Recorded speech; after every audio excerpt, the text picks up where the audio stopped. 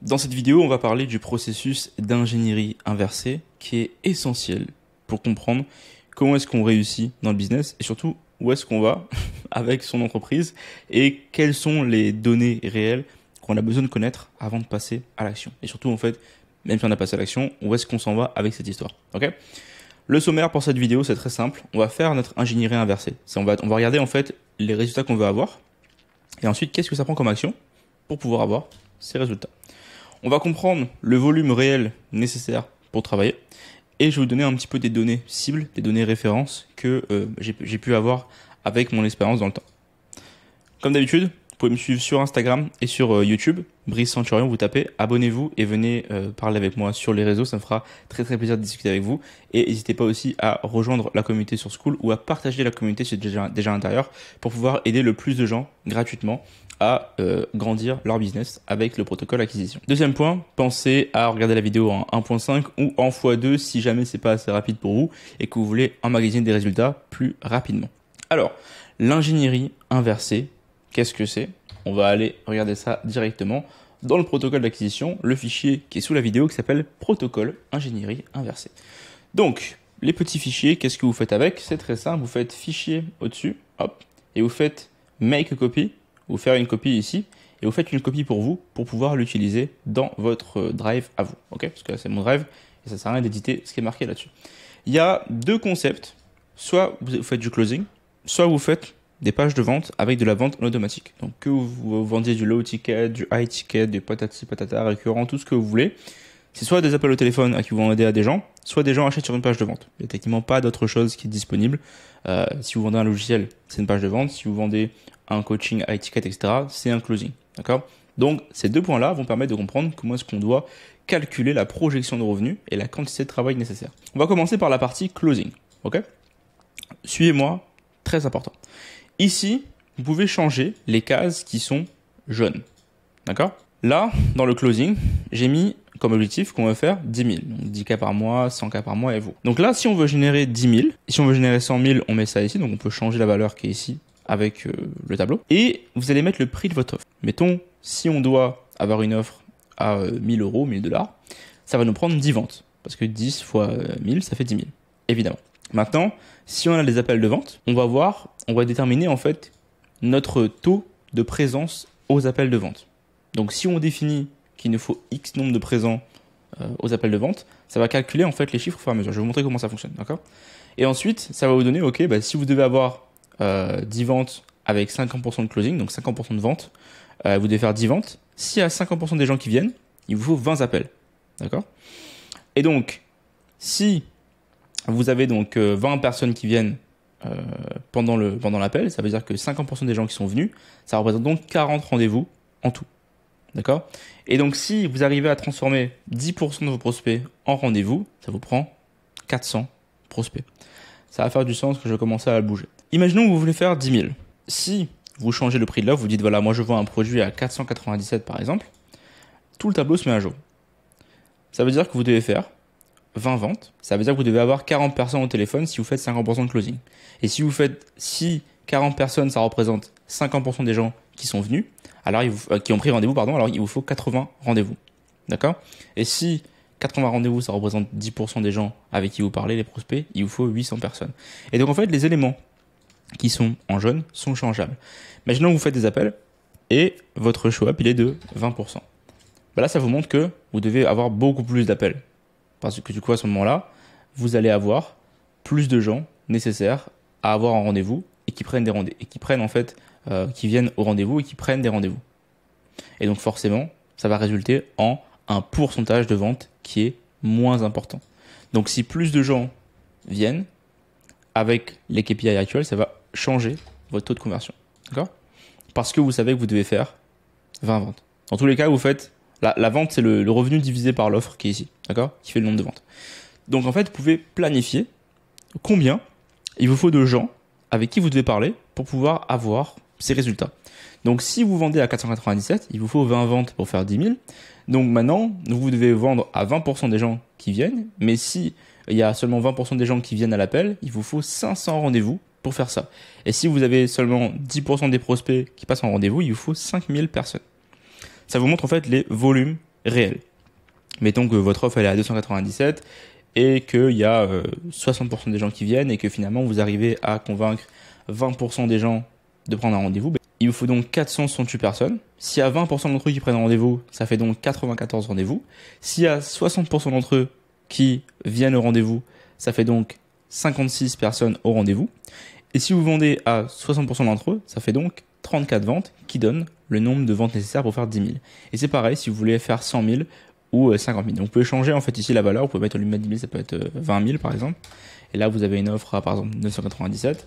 Tout change. Et là vous avez vos chiffres qui se mettent à jour de façon au fur et à mesure. Donc vous pouvez jouer avec ça. Jouer avec la section qui est jaune ici pour déterminer en fait quelles sont des variables intéressantes pour vous qui sont réalistes par rapport à votre business. Et on va voir en fait plus tard quelles sont les données cibles. Ok ? Maintenant, sur la partie page de vente. Alors, juste un truc que j'ai pas expliqué, pardon, ici, c'est au niveau de la dépense pub. Si vous dépensez par exemple 1000 de pub, ici, ça va vous dire en fait votre ROI. Donc le ROI, c'est simplement, attendez, je change, c'est pas le bon truc. Le ROI, en fait, c'est simplement le retour sur investissement. Donc, si vous dépensez 1000 et que vous faites 20 000, vous avez un ROI de 20. Ok ? Maintenant, si pour faire 1000, ça vous prend 2000, vous avez un ROI de 10. Donc, c'est x10 sur le retour sur investissement. Un ROI de 2 à 5, c'est bien. Ok ? Si plus que ça, c'est très très bien. D'accord ? Donc là, ce petit document permet de savoir, en fait, si vous voulez faire 10 000 ou 20 000 et que vous avez un produit à temps, qu'est-ce que ça vous prend comme données en termes de nombre de gens à qui parler, etc. au téléphone pour avoir des résultats. D'accord ? Maintenant, au niveau des pages de vente, si vous avez une page de vente que vous allez du trafic dessus pour pouvoir avoir des conversions. Mettons que vous voulez faire 1 000 $ ou 1 000 € sur votre produit à 47 €. Il vous faut 21 ventes parce que 47 fois 21, ça fait 1000. Il vous faut 21 ventes. Mais si votre site, là, il est converti seulement à 5%, il faut donc 300 visiteurs qui arrivent sur le site. Donc, pour faire 21 ventes à 7% de conversion, il vous faut 300 visiteurs sur le site qui arrivent pour pouvoir, en fait, faire 21 ventes. Et donc, si vous montrez votre publicité à 3000 personnes et qu'il y a 10% d'entre eux qui cliquent, ça vous prend en fait 3000 personnes qui cliquent à 10% pour faire 300 visiteurs. Et donc là, si vous avez une publicité qui convertit mieux et qu'il y a 20% des gens qui cliquent, il vous faut moins de monde à la fin de la journée. Mais mettons votre site convertit à 5%, mettons à 3% au lieu de 7, ça vous demande beaucoup plus de gens qui visitent et donc ça va impacter les chiffres qui sont ici.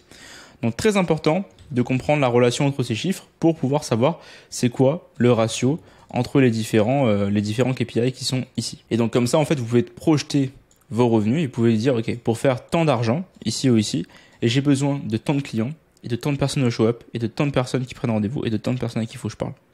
Et donc vous allez vous rendre compte en fait du volume réel de gens que ça prend pour pouvoir avoir des résultats. Et maintenant, une fois qu'on a dit ça, ça c'est juste un objectif pour savoir c'est quoi les données qu'il nous faut pour pouvoir réussir. Mais quand vous allez activement travailler, je vous ai fait des documents de tracking. Vous avez un document de tracking closing ici. Vous avez un document de tracking message Instagram ou message Facebook ou message WhatsApp vers le closing. Et vous avez un document de tracking pour les pages de vente. Ok ? Comment les documents fonctionnent ? Laissez-moi vous expliquer. Vous avez toute l'année ici sur le document. Donc si vous ouvrez une ligne, vous avez l'année. L'année n'est pas répertoriée en 2024, 2025, 2026. C'est juste marqué du 1 au 7 pour prendre 7 jours de la semaine. D'accord ? Et ensuite, ça passe du 8 au 14. D'accord ? Donc, comment ça fonctionne ? Mettons que vous faites de la pub pour votre acquisition et vous dépensez 1000. Maintenant, on dépense 100. C'est à la semaine. Vous dépensez 100 par semaine sur votre business et vous touchez en fait, mettons 1000 fois les écrans des gens. Et sur ça, il y a 100 clics. Qu'est-ce que ça vient nous dire ? Ça vient nous dire, ok, là en termes de calcul, ton coût par clic coûte 1 €. Donc ton clic coûte 1 €. Ça veut dire que pour avoir un clic, ça te coûte 1 €. Et tu as un taux de clic de 10%. Ça veut dire que 10 personnes, en moyenne, une personne sur 10 clique sur ta publicité. Donc une fois sur 10 où la pub arrive sur un écran, les gens cliquent dessus et vont voir la suite. Ok ? Si tu as un tunnel, donc vers le closing, tu vas mettre en fait ici le nombre de visites sur la page. Donc tu as eu 100 clics et maintenant tu vas calculer le nombre de visites. Ça se peut que tu aies moins de visites que de clics parce que si les gens sont dans le métro, la page charge pas et tout, tu n'auras pas de visites. On met mettons 80. Donc là en fait, ensuite tu mets le nombre de prospects. combien de gens ont mis leur email ou leur numéro de téléphone, etc. sur la page que tu as créée pour pouvoir prendre les informations. Mettons que tu en as 10 qui ont mis leur numéro de téléphone ou leur machin ou ce que tu veux là. Ça te fait une page qui convertit à 12%. Imaginons que sur ces 10 personnes, il y en ait 4 qui ont pris rendez-vous. Bah là, ça veut dire que ce qu'il y a sur la page, donc la VSL ou la vidéo ou bien la page, ce que tu veux, a converti 40% des gens qui se sont inscrits en rendez-vous. Et donc là, ça te dit que un rendez-vous, ça te coûte 25 euros. Parce que tu as dépensé 100 euros ici. Ok ? Et donc, sur les 4 personnes, si dans la semaine, tu en as 2 qui sont venus, ça te dit que ton taux de show-up, ton taux de présence au rendez-vous est de 50%. Et que donc, ton coût par appel, ton coût par présent au rendez-vous est de 50 euros. Maintenant, dernier point, si tu fais une vente, eh bien, tu as 50% de vente et tu vas avoir un coût par vente qui est de 100 euros. Et si tu vends par exemple un produit à 2500, tu mets 2500 ici, mais si tu fais un encaissement sur le mois 1, mettons tu vends à 2500 et tu vends un paiement en 5 fois à 500 euros, mettons tu mets 500 ici, ça va te dire ok, tu as encaissé 500, mais tu as facturé 2500, tu as un retour sur le dépense pub, donc return on ad spend, donc retour sur la dépense pub de 5, parce que tu as généré 500 en dépensant 100, mais ton ROI, ton retour sur investissement global est de 25, parce que 25 fois 100, ça fait 2500. Ok ? Et là, en fait, pourquoi ce document-là est super important ? C'est parce qu'il est à la semaine, et vous pouvez comparer en fait vos différentes semaines et vos différents mois. Ça veut dire que la semaine d'après, si mettons, là je vais mettre un truc qui est plus réaliste, mettons 10 000, voilà. Si tu dépenses 150 la semaine d'après, ici, sur la ligne du mois, ça va cumuler tes différentes opérations ici. Mettons que là, tu vas toucher, je sais pas moi, 15 000 personnes, mais que tu fais 120 clics. Ça te dit, ok, attention, sur la nouvelle semaine, tu as un clic qui coûte plus cher. Et donc, ton taux de clic a baissé. Par contre, tu as eu plus de clics. Et tu as payé plus cher, forcément. Maintenant, on te dit que tu as eu, par exemple, 100 visites sur la page, mais que tu as vu que ta page convertit seulement à 12%, tu l'as amélioré derrière, et maintenant, en fait, au lieu d'avoir 10 personnes qui ont vu, tu en as, par exemple, 20 qui ont vu qui se sont inscrits sur la page. Bah là, tout d'un coup, en fait, ton taux de conversion a monté, et donc ton coût par prospect baisse. Donc, c'est comprendre cette relation entre les chiffres, entre ok, un coût par clic peut être plus fort ou moins fort, etc. Ok, un taux de clic peut être plus fort ou plus faible, mais si à la fin, ton coût par prospect est plus bas que la semaine d'avant, bah, tu as fait des actions qui ont fonctionné. Et là, l'action qui a fonctionné, c'est que quand on compare la semaine d'avant avec la nouvelle semaine, ton taux de conversion est supérieur à la semaine d'avant. Maintenant, si on se dit, ok, maintenant cette semaine, j'ai fait 3 rendez-vous au lieu de 4, bah, c'est pas bon. Parce que tout d'un coup, en fait, je passe à 15% de conversion sur le nombre de gens. On a l'impression d'avoir eu le même nombre de rendez-vous que la semaine d'avant, ce qui est presque le cas à un rendez-vous près. Mettons si je mets 4. Ça veut dire qu'on a eu le même nombre de rendez-vous. Par contre, au ratio, ça veut dire que par rapport au nombre de gens qui ont vu la page, donc les 20 personnes qui ont vu la page de prise de rendez-vous, il y en a seulement 20 qui ont pris rendez-vous. Pardon, il y en a seulement 4 qui ont pris rendez-vous, soit 20%. Donc 20% de moins que la semaine d'avant. Donc qu'est-ce qui a été fait sur la page ou sur la section de prise de rendez-vous qui a fait que moins de monde ont pris ce rendez-vous? Et ça, c'est important à comprendre parce que si vous faites une vidéo présentation qui convertit moins pendant une semaine, attention à pas trop changer brusquement les choses parce que ça pourrait avoir un impact sur votre conversion. Et c'est là en fait où les données peuvent être intéressantes à analyser. Parce que si la semaine d'après, vous dépensez 150 et là vous faites par exemple, non c'est pas 1500 mais 150 et là vous faites 145 000 et vous faites par exemple, mettons 130 clics, maintenant c'est moins cher, allez on va dire 150 clics. Par exemple ici, là on voit il y a peut-être 140 personnes qui voient, il y a peut-être 35 personnes, allez peut-être pas 35, 20, voilà 20 personnes qui d'un coup, non peut-être pas, 25, qui voient votre page, mais que finalement cette semaine maintenant vous avez 8 rendez-vous qui rentrent. Là, vous avez une relation qui est différente. Vous voyez, maintenant, votre coût est revenu de base au coût par clic, il est revenu à ce qu'il était. Votre taux de clic est supérieur à la semaine d'avant. Votre nombre de prospects a augmenté, mais il est quand même moins fort que la semaine d'avant. Par contre, vous avez plus d'appels que la semaine d'avant. Et donc, en fait, c'est comprendre ces relations et pouvoir, en fait, analyser ces statistiques au fur et à mesure. Parce que pareil, si ici, vous avez converti 20% des gens seulement en prise de rendez-vous, mais que, finalement, maintenant, tout le monde vient. Vous avez 100% de présence aux appels.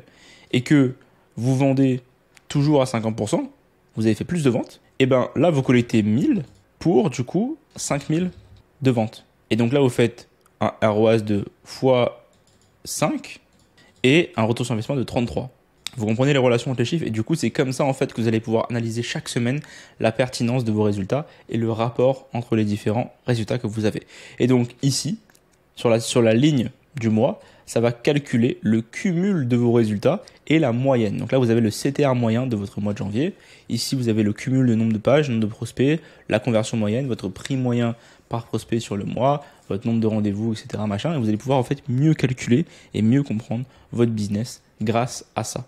Donc j'espère que cet tableau va vous aider et j'attends votre commentaire par rapport à ça sur le School pour me dire si le tableau est utile à votre business, s'il arrive à fonctionner pour vous. Mais nous, c'est vraiment ce tableau qu'on utilise pour tous nos clients qui font du business en ligne pour pouvoir en fait mieux comprendre et appréhender les résultats.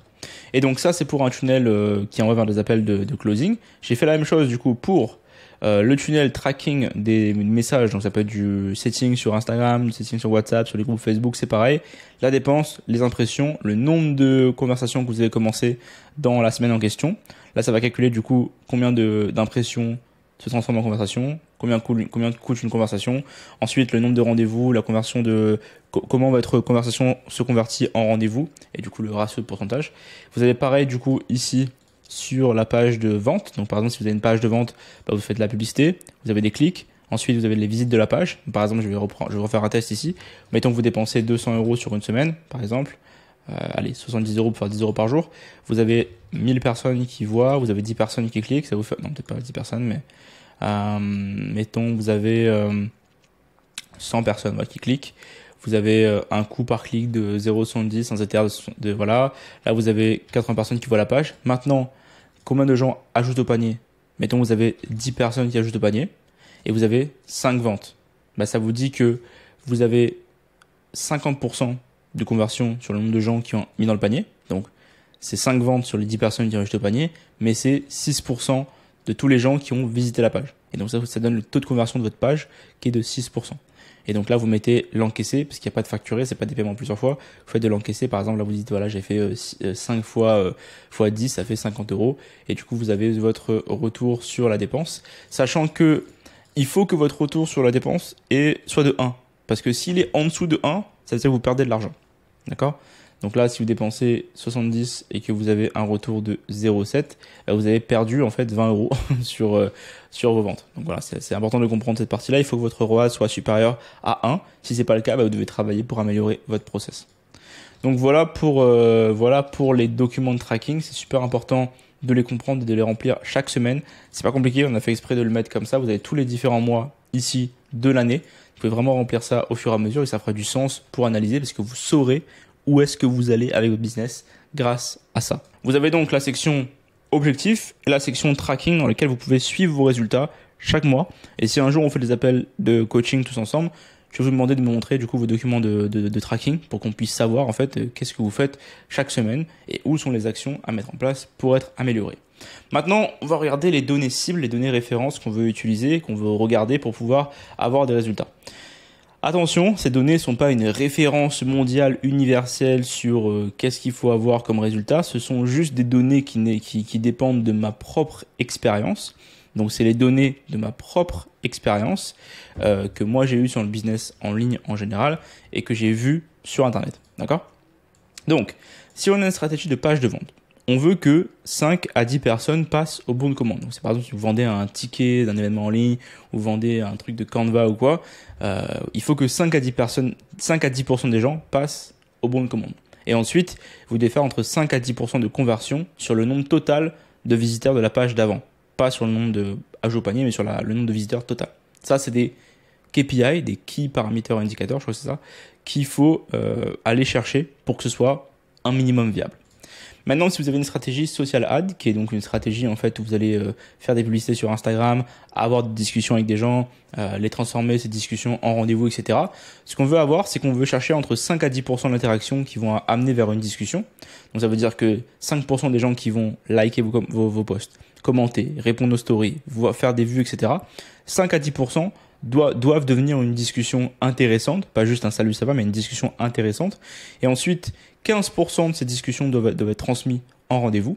60% des gens doivent être présents, 60% de ces rendez-vous doivent être présents, et vous devez closer à plus de 40% pour être dans la moyenne du closing. Ok ? Stratégie tunnel webinaire challenge. Donc ça, si vous faites des publicités vers une page d'inscription, il faut que entre 20 à plus de 35% des gens qui s'inscrivent sur la page, enfin c'est ça la stat, il faut qu'il y ait plus de 20% à 35% des gens qui s'inscrivent sur votre page. Il faut qu'il y ait plus de 30% de présence au webinaire ou au challenge. Si vous vendez un produit à moins de 1000 euros pendant le live, il faut entre 7 à 12% de conversion. Si vous faites de la prise de rendez-vous à la place, donc c'est vrai qu'il y a des couleurs différentes parce que c'est deux choses différentes. Si vous faites de la prise de rendez-vous, c'est entre 10 à 20% de prise de rendez-vous, dépendamment évidemment du projet. Si vous vendez des Lamborghini, forcément vous aurez moins de rendez-vous que si vous vendez de l'immobilier. Ok ? Et donc vous devez quand même pareil avoir un taux de closing de 40% si c'est des rendez-vous. Si vous faites de la VSL, comme le Webi, 20 à plus de 35% d'inscription sur la page d'inscription. Maintenant, il faut qu'entre 5 à 15% des gens prennent rendez-vous après avoir vu votre VSL, 60% de taux de présence et ensuite 40% de closing.